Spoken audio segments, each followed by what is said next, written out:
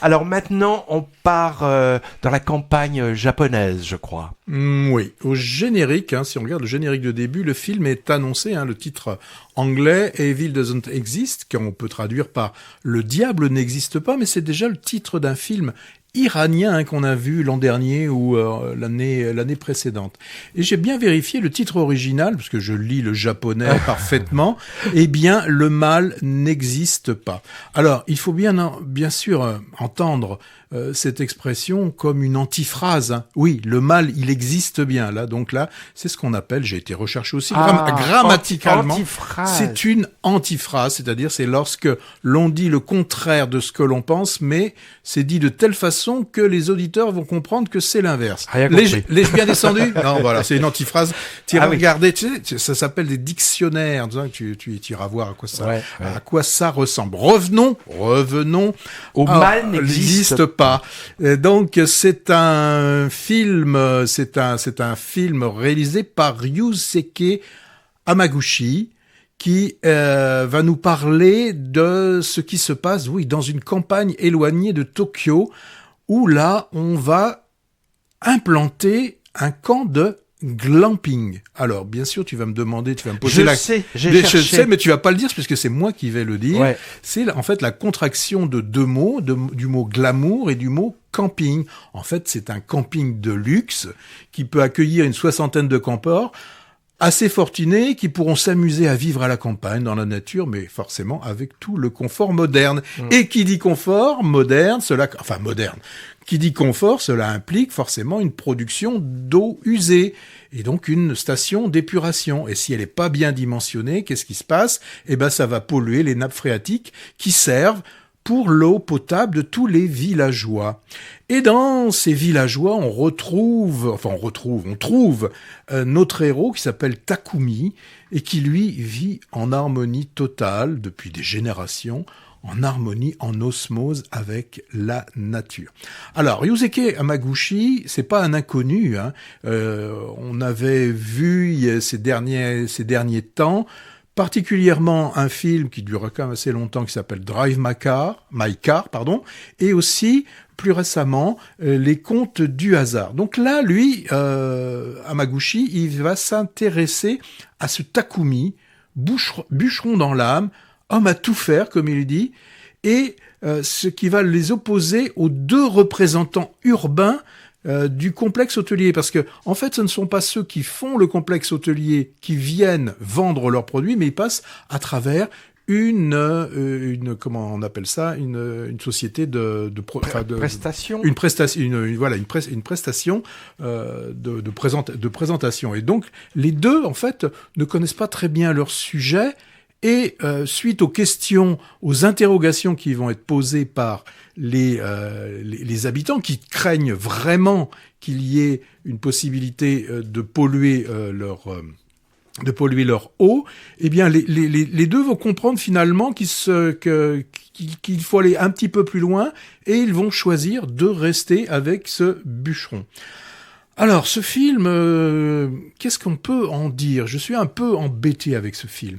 Le réalisateur nous dit qu'il est parti d'abord de la musique, et c'est avec la musique qu'il a composé ses plans. Alors c'est vrai qu'on a des plans qui ont l'air de suivre la musique, mais il y a des moments où on ne comprend pas pourquoi la musique, paf, elle s'arrête brutalement. Qu'est-ce qu'il veut nous dire? Je sais pas. Là, il y a des choses qu'on comprend pas. Alors on a beaucoup de plans fixes, avec des plans fixes qui peuvent durer. Ainsi, on va voir le bûcheron.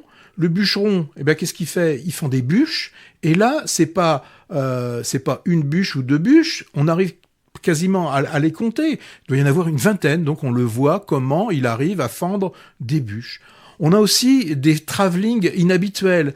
Ainsi, on en a un qu'on a au début, qui dure assez longtemps et qu'on retrouve à un autre moment du film, où, caméra tournée vers le ciel, il filme la cime des arbres.